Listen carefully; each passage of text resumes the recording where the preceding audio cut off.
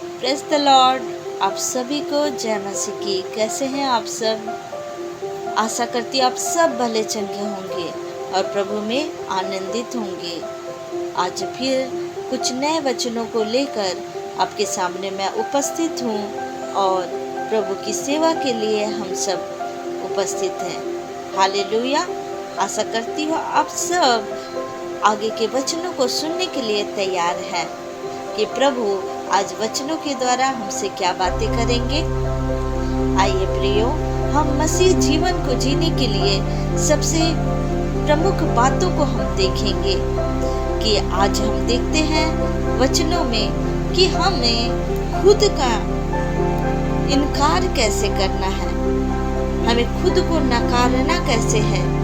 जब हम मसीह जीवन को जीते हैं तो हमें कई चीज़ों को छोड़ना होता है।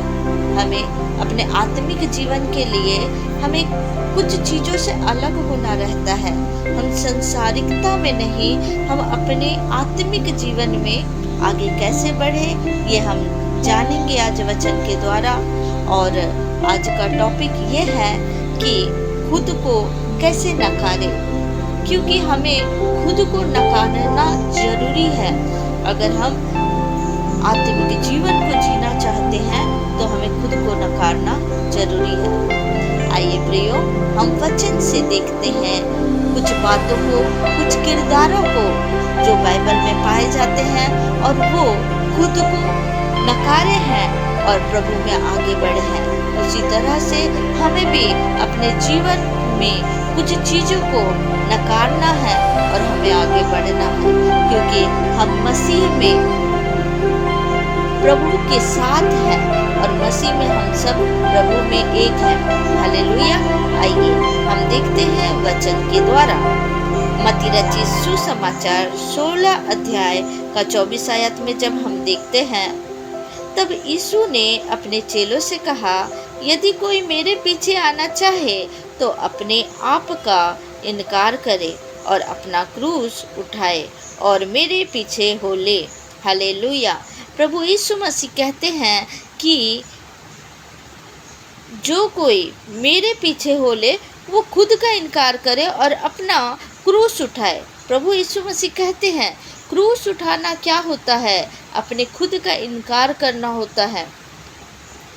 हालेलुया। आगे भी हम देखते हैं, जब हम पुराने नियम में जाते हैं, निर्गमन 4 अध्याय का 10 आयत में हम पढ़ते हैं, मूसा ने यहोवा से कहा, हे मेरे प्रभु, मैं बोलने में निपुण नहीं, ना तो पहले था और ना जब से तू अपने दास से बातें करने लगा।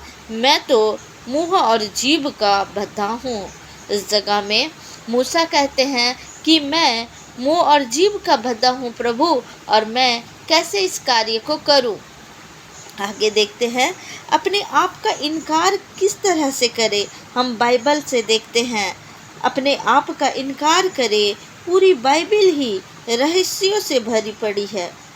आपको परमेश्वर ने सभी को, हम सभी को परमेश्वर ने अपने सेवकाई के लिए बुलाया है।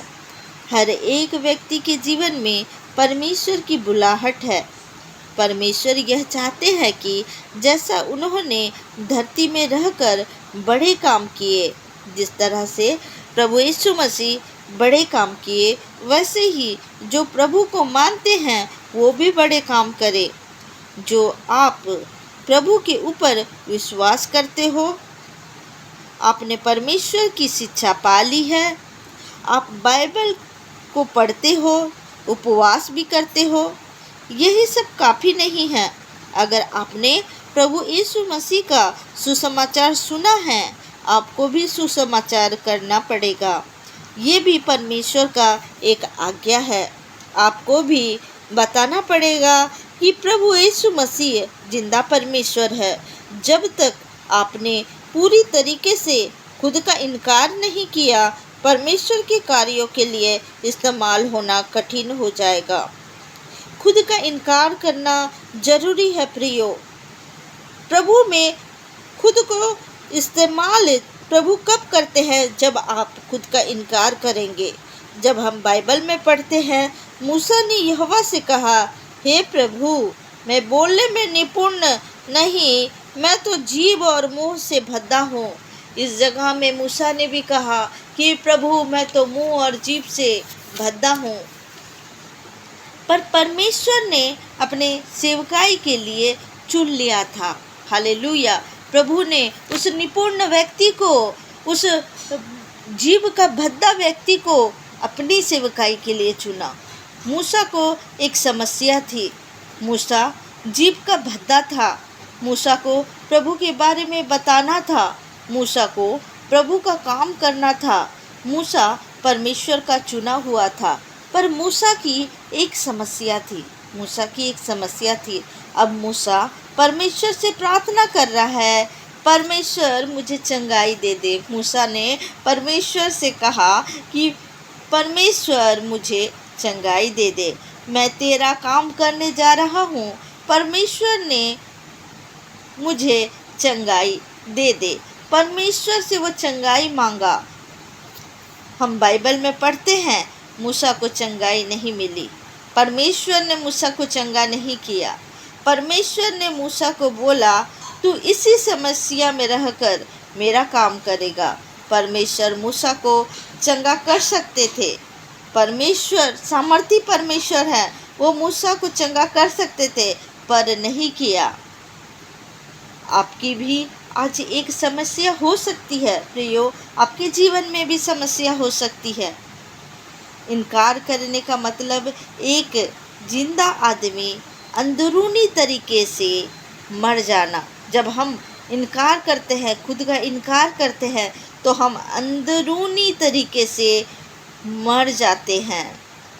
चाहे समस्या कोई भी हो प्रियो आपके जीवन में, फिर भी खुद को अपनी सोच से ना देखे, खुदा की ओर अपनी निगाहें लगाए रखे। आपको लगातार बाइबल पढ़ना है। जब आप बाइबल पढ़ेंगे, बाइबल पढ़ते वक्त आपको ऐसा लगता है परमेश्वर आपसे बात कर रहे हैं। मूसा परमेश्वर से बात कर रहा था। मूसा ने परमेश्वर को बोला, मेरे जीभ की समस्या ठीक कर दे। परमेश्वर ने मूसा से बोला, मूसा, तू मेरा काम तू ऐसा ही करेगा जैसा मूसा परमेश्वर से बात करता था। आज जब हम बाइबल पढ़ते हैं, परमेश्वर हमसे बात कर रहे होते हैं। अपने आप का इनकार करना, अपने जीवन में परमेश्वर की बुलाहट को सुनना है, क्योंकि परमेश्वर जो भी कहते हैं करते हैं हमारे फायदे के लिए कहते हैं। परमेश्वर ने कोई भी बात ऐसा नहीं बोली जो हमारे फ़ायदे के लिए ना हो। पर इंसानों का दिमाग की एक सीमा है। हम इंसानों का दिमाग की एक सीमा है। परमेश्वर एक रहस्यमयी परमेश्वर है। जो बात परमेश्वर बोलते हैं, कई बार वो बात हमारे समझ के बाहर होती है। परमेश्वर कुछ बातों को बोलते हैं, लेकिन हम उस बातों को उस समय नहीं समझ पाते हैं। पर बाइबल में परमेश्वर ने हमें जो करने के लिए कहा, वो हमारे फ़ायदे के लिए है। परमेश्वर ने बाइबल में जो वायदे दिए हैं, वो हमारे फ़ायदे के लिए है प्रियो। अगर आज हम दुनियावी पिता की ओर देखें, हमारी जो ये दुनियावी पिता है, हमारे सांसारिक पिता है, उनके ओर देखें। जब बच्चा छोटा होता है, तब बच्चे को उसके माँ बाप कुछ बातों के करने के लिए रोकते हैं। माता पिता को तो पता है ये बच्चे के लिए गलत बात है, पर कई बार बच्चे ये सोचते हैं कि ये हमारे लिए ठीक बात नहीं है। उनकी जब बच्चों को माँ बाप रोकते हैं, तो बच्चे ये सोचते हैं कि माँ बाप हमें क्यों रोकते हैं। लेकिन माता पिता बोलते हैं शराब ना पीना, गलत संगति नहीं करनी, गलत बातें नहीं करनी। बच्चे बोलते हैं कि वो हमें हर बात के लिए रोकते टोकते हैं। बच्चा माता पिता का इनकार करके अपनी मर्जी का करना शुरू कर देते हैं। बच्चे की बुद्धि और माता पिता की बुद्धि में ज़मीन आसमान का फ़र्क है। एक बाप अपने बच्चे के लिए हमेशा अच्छा ही सोचता है और इसी तरीके से स्वर्गीय पिता भी अपने बच्चे के लिए हमेशा अच्छा ही सोचते हैं। हमें अपनी खुदी का इनकार करना पड़ेगा, हमें अपने अहंकार को मानना पड़ेगा, हमें लोगों को माफ़ करना पड़ेगा और फिर जब हम प्रार्थना करेंगे तब फिर हम जो प्रार्थना करते हैं वो सुनी जाएगी। बाइबल में लिखा है, अपना ध्यान परमेश्वर की ओर लगा। जब परमेश्वर के ओर आप अपने ध्यान को लगाओगे, हमें प्रार्थना करनी होगी और हमें बाइबल को निरंतर पढ़नी होगा। हमें निरंतर बाइबल को पढ़ना पड़ेगा। हमें अपना पूरा ध्यान आत्मिक चीज़ों में लगाना होगा। बाइबल में लिखा है, जब अब्राहम के पास बेटा नहीं था, अब्राहम ने अपना ध्यान बेटे की ओर नहीं लगाया। वो बेटे से अपना ध्यान हटाकर वो स्वर्ग की ओर अपना ध्यान लगाया और परमेश्वर से उसकी एक बड़ी मुलाकात हुई और परमेश्वर ने उसे बोला भी, अब्राहम मेरी उपस्थिति में चलता जा और सिद्ध होता जा। अभी भी अब्राहम के अंदर ऐसी बातें थी जो परमेश्वर को पसंद नहीं थी। अब्राहम को भी शैतान तंग करता था। क्या शैतान उसको तंग नहीं करता था? उसे तंग करता था। उसके मन में भी गलत गलत विचार डालता होगा कि तू इतना धनी व्यक्ति है, जैसे दुनियावी लोग चल रहे हैं तू भी वैसे ही चल। अब्राहम तेरी कोई संतान नहीं है, ये धन संपत्ति किस काम की? अब अब्राहम बाइबल में वो पूरी तरह से धन संपत्ति उसके पास थे। अब्राहम एक धनी व्यक्ति था और शैतान उसके मन में भी कई प्रकार के बातों को डालता था, लेकिन अब्राहम शैतान की बातों को नहीं सुना। अब हम बाइबल से यूसुफ की ज़िंदगी को भी देखते हैं। हम मूसा की ज़िंदगी को देखें, हम अब्राहम की ज़िंदगी को देखें, अब हम यूसुफ की ज़िंदगी को देखते हैं। यूसुफ की ज़िंदगी भी एक दुखों से भरी हुई ज़िंदगी थी। वैसे अब्राहम को भी बहुत सारे दुख थे। जब अब्राहम ने पूरे तरीक़ा से अपने आप का इनकार कर दिया, अब कुछ नहीं हो सकता, उसकी शारीरिक ताकत भी खत्म हो चुकी थी, तब उसकी ज़िंदगी में कोई आस नहीं रह चुका। फिर परमेश्वर ने उसे बेटे से आशीषित किया और यूसुफ की ज़िंदगी भी देखो दुखों से भरी थी। यूसुफ के भाइयों ने उसे बेच डाला, वह बंदी गृह में चला गया। इन सब के बावजूद भी उसने परमेश्वर को कोई दोष नहीं लगाया। परमेश्वर के ऊपर वो कभी भी दोष नहीं दिया। मूसा को भी समस्या थी, अब्राहम को भी समस्या थी, यूसुफ को भी समस्या थी। और बाइबल में देखें तो चुने हुए जितने लोग थे उनके जीवन में कोई ना कोई समस्या थी ही। अगर चेलों को भी देखें तो चेलों को भी कुछ ना कुछ समस्या थी। ये कैसी बात है हुई? अब हम सोचते हैं ये कैसी बात हुई कि प्रभु के लोगों के ऊपर समस्या ही आते रहती है। कई प्रकार के सवाल आपके अंदर उठते होंगे कि प्रभु के लोगों के ऊपर क्यों समस्या आती है। हमारे परमेश्वर धरती में राज्य के लिए नहीं, हमें परमेश्वर ने वो स्वर्गीय राज्य के लिए तैयार कर रहे हैं। प्रभु हमें इस संसार के राज्य के लिए नहीं, वो स्वर्ग राज्य के लिए तैयार कर रहे हैं।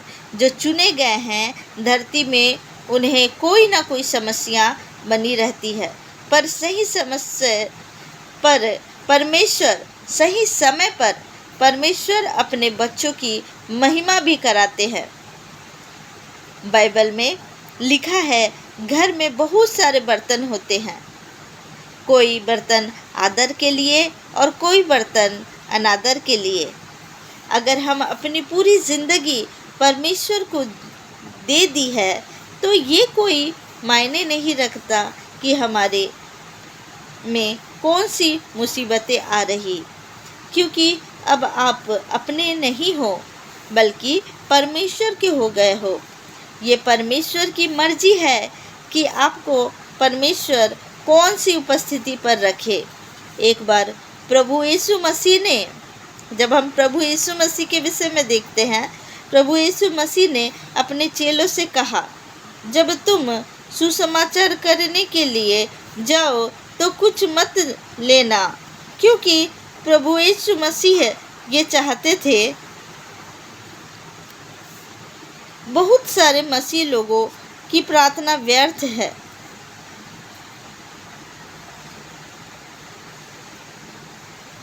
क्योंकि उनका पूरा ध्यान परमेश्वर पर नहीं होता।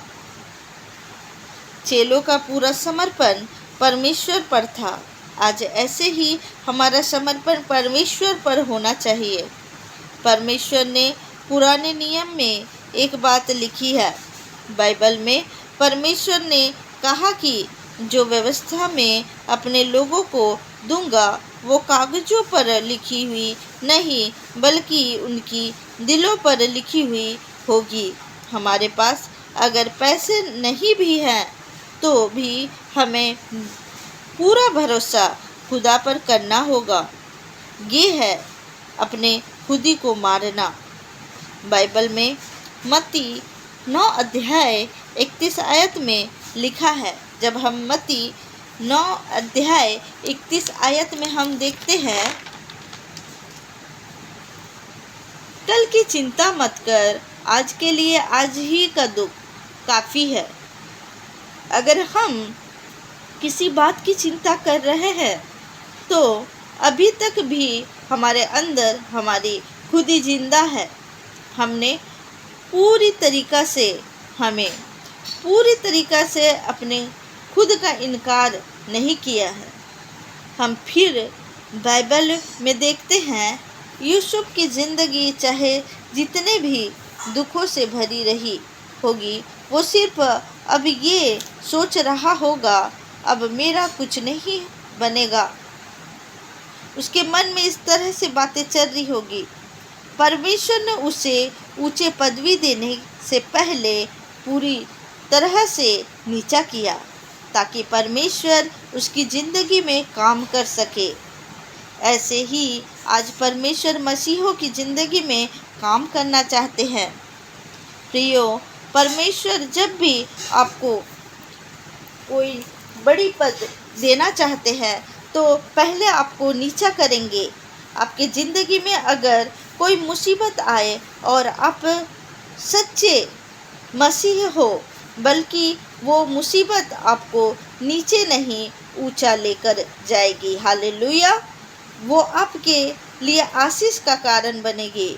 और हम बाइबल में पढ़ते हैं, यूसुफ का काम करने लगा और अपने स्वामी के नज़र में, जब यूसुफ अपने स्वामी के घर में कार्य करता था, वो स्वामी के नज़र में वो भाग्यवान बन गया। अपने मालिक के घर वो काम कर रहा था। बाइबल कहती है उसको मालिक के घर में काम करने के लिए बुलाया गया। लेकिन जब यहोवा परमेश्वर उसके संग था तो यूसुफ भाग्यवान पुरुष बन गया था। परमेश्वर ने उसे ऊंचा किया था। परमेश्वर ने यूसुफ को ऊंचा किया था। परमेश्वर उसे एक ऊंची पदवी देना था उनको। जब यूसुफ अपने आखिरी समय ऊंचाई में जा रहा था, जो योजना उसकी ज़िंदगी में परमेश्वर की थी, उसी तरह से उसके जीवन में इस योजना को इसके ज़िंदगी में कैसे ख़त्म किया जाए, शैतान भी एक योजना बना रहा था। उसकी जो ऊंचाई पद जो उसे मिलने जा रहा था, उसे ख़त्म करने के लिए शैतान भी अपनी योजना को बना रहा था। उसकी ज़िंदगी के लिए परमेश्वर की एक योजना यूसुफ के लिए थी। शैतान ने भी एक योजना बनाई यूसुफ के लिए और उसकी मालिक की पत्नी को इस्तेमाल किया, ताकि जो योजना परमेश्वर की योजना उसके जीवन के लिए है, यूसुफ को पाप में गिराकर यूसुफ की योजना को खत्म कर दे। फिरौन की पत्नी ने बोला यूसुफ को कि तू मेरे साथ सो, पर वह फिरौन की पत्नी के साथ नहीं सोया। अभी तक व्यवस्था नहीं मिली थी, उस समय व्यवस्था नहीं मिली थी, व्यवस्था मूसा को दी गई थी। यूसुफ मूसा से पहले पैदा हुआ था। बाइबल में परमेश्वर ने जो व्यवस्था में अपने लोगों को दूंगा, परमेश्वर ने कहा था कि मैं जो व्यवस्था अपने लोगों को दूंगा वो कागजों पर नहीं, लोगों के दिलों पर लिखी हुई होगी। अब हम यहाँ पर देखते हैं यूसुफ के पास कोई व्यवस्था नहीं है, बल्कि व्यवस्था तो मूसा को दी गई थी, मूसा को व्यवस्था दी गई थी और यूसुफ तो मूसा से पहले पैदा हुआ था, मूसा तो बहुत बाद में पैदा हुआ था। अब यूसुफ को कैसा पता लगा कि दूसरी स्त्री के साथ सोना व्यभिचार है? यूसुफ ने अपने विवेक का इस्तेमाल किया, क्योंकि ये अच्छी बात है या फिर घृणित बात है। जब यूसुफ ने अपने विवेक से बात की, जिस व्यक्ति ने मुझे अपने घर में रहने की जगह दी, जिस व्यक्ति ने अपना सब कुछ मेरे हाथ में दे दिया, बस उसकी मालिक की पत्नी उसकी नहीं है। अब ये बात उसे एक घृणित बात लगी, क्योंकि उसके मालिक ने ये नहीं बोला था कि मेरी पत्नी तेरी है, उसने सब कुछ बोला कि तेरे हाथ में है, मेरी पत्नी को छोड़कर सब कुछ तेरे हाथ में है। मगर अब वो ये काम करता तो वो अपने मालिक के आज्ञा का उल्लंघन कर देता, और आज्ञा को तोड़ना ही पाप है। जब व्यक्ति आज्ञा को तोड़ता है उसी जगह में पाप करता है। पर यूसुफ वो पाप नहीं किया। यूसुफ ने गलत रास्ते नहीं चुने, यूसुफ ऐसा नहीं किया, यूसुफ ने ऐसा कुछ भी नहीं किया। अगर वो ऐसा कर लेता, अपना निगाह में गिर चुका होता, अगर वो ऐसा करता, उसकी निगाह में यूसुफ गिर जाता। आज शैतान ऐसे ही आता है कि परमेश्वर की योजना को ख़त्म कर सके। हर एक व्यक्ति जो अपनी खुदी में मर चुका है, जिसने अपनी खुदी का इनकार कर चुका है, जिसने अपना क्रूस उठा चुका है, वो कभी भी इस तरह के काम नहीं करेगा। बाइबल में लिखा है, अगर तुम वेश्या के साथ सोगे तो उसके साथ एक तन हो जाओगे। और बाइबल में ये भी लिखा है, अगर परमेश्वर की संगति में रहोगे तो उसके साथ एक आत्मा हो जाओगे। यूसुफ का हथियार उसका विवेक था। यूसुफ परमेश्वर की संगति में था तो यूसुफ अपने विवेक का इस्तेमाल किया। शैतान यूसुफ को पाप में गिराना चाहता था। शैतान ने एक योजना बनाई। शैतान कुछ भी कर सकता है, पर पवित्रताई में चलने वाला व्यक्ति को कभी तोड़ नहीं सकता। यूसुफ का अपने शरीर के ऊपर अपना संयम था। अगर शरीर पर संयम नहीं हुआ तो शैतान पर नियंत्रण नहीं कर सकते। शैतान को काबू में लाने के लिए शरीर को काबू में लाना पड़ेगा।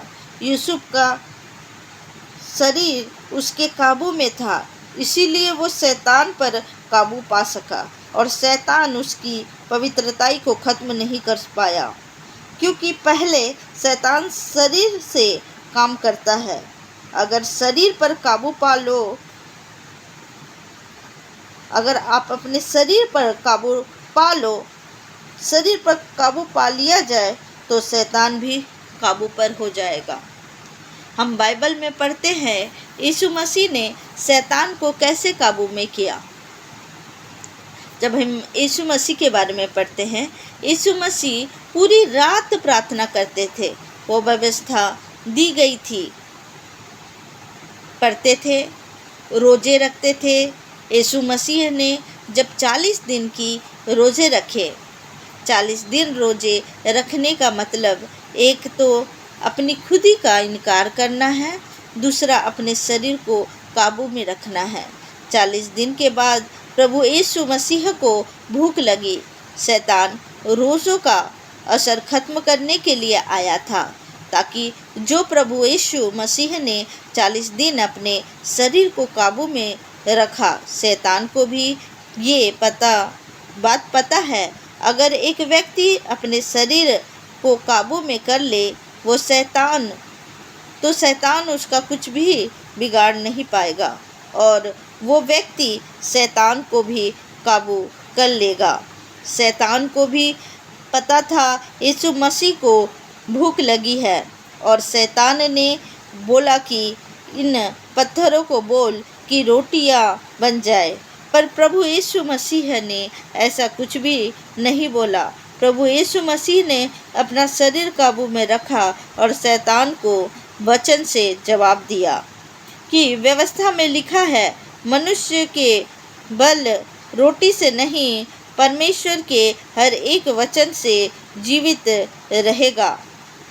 अगर हर एक मसीह व्यक्ति अपने शरीर पर काबू पा ले, तो फिर वो खुद शैतान में भी काबू पा लेगा। प्रियो, आज आप अपने खुदी का इनकार करें और उसके बाद आप अपने आप को पवित्रताई में रखें। पवित्रताई में आप जितना अपने आप को रखेंगे, बाइबल में वचनों को पढ़ने में जितना समय व्यतीत करेंगे, आप प्रभु में बढ़ते जाएंगे। खुद का इनकार करें और पवित्रताई में खुद को रखें, तो शैतान आपके काबू में आ जाएगा, शैतान आपके पैरों के नीचे रौंदा जाएगा। पवित्रताई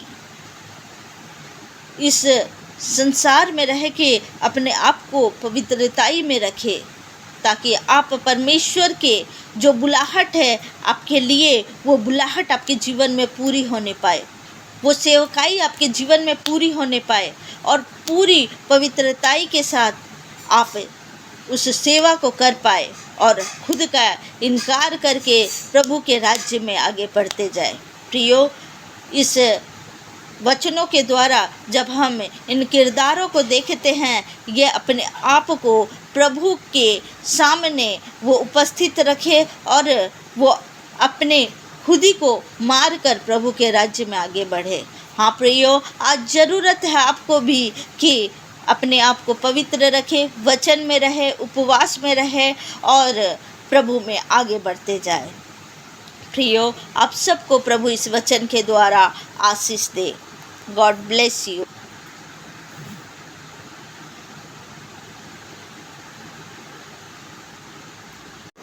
आइए प्रियो, हम प्रार्थना में जाएंगे प्रभु की उपस्थिति में और आज के वचन के लिए दुआ करेंगे। रात्रि वेला के लिए हम प्रार्थना करेंगे। धन्यवाद धन्यवाद धन्यवाद पिता परमेश्वर, आपका धन्यवाद करते हैं खुदावन।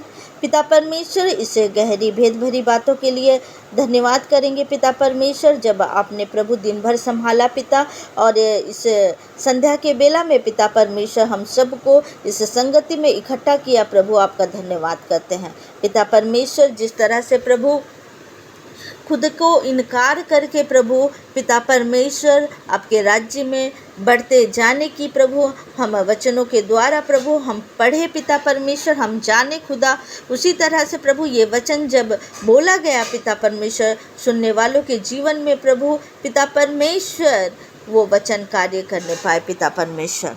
मेरे खुदावन खुदा भाई बहन भी प्रभु जो इन वचनों को सुन रहे हैं प्रभु, उनके जीवन में प्रभु पिता परमेश्वर जो भी परिस्थिति में वो रहे प्रभु, वो कभी भी प्रभु पिता परमेश्वर आपसे शिकायत ना करे पिता परमेश्वर, और पिता परमेश्वर अपने खुद ही को मार कर प्रभु आपके राज्य में आगे बढ़ते जाए, अपने आप को पवित्रताई में प्रभु, अपने आप को प्रभु पिता परमेश्वर आपके हाथों में समर्पित करके प्रभु अपने जीवन को जीने पाए। पिता आपका धन्यवाद करती हूँ पिता परमेश्वर, रात्रि बेला के लिए प्रार्थना करती हूँ खुदा, हालेलुया। और राहा संदा राहा करी बरा बरा बरा बरा बरा, धन्यवाद करती हूँ पिता परमेश्वर, धन्यवाद धन्यवाद धन्यवाद करती हूँ पिता। इन वचनों के द्वारा प्रभु आपने ब्लेस किया प्रभु, आपका धन्यवाद करते हैं। इन गहरी भेद भरी बातों को आपने बताया प्रभु, आपका धन्यवाद करते हैं। मेरे पिता परमेश्वर रात्रि बेला में प्रभु जब भाई बहन प्रभु सोने जाए पिता परमेश्वर, मेरे खुदा आपके लहू के द्वारा वो सुरक्षित रहे पिता परमेश्वर, और रात्रि बेला में मेरे खुदा आप इनकी रक्षा करें पिता, आपके लहू से ढाक देती हूँ प्रभु। और पिता परमेश्वर स्वप्न दर्शन के द्वारा इनसे बातचीत करे प्रभु, दुष्ट के द्वारा जो कुछ भी स्वप्न दर्शन आता है उसे मैं कैंसिल करती हूँ, और इस दुआ को हमारे उद्धार करता आपके प्रिय पुत्र यीशु नासरी के नाम से मांग लेती हूँ, सुनिए और स्वर्ग में ग्रहण करिए। आमीन आमीन आमीन। Hallelujah hallelujah. आप सभी को प्रेज द लॉर्ड, जय मसीह की।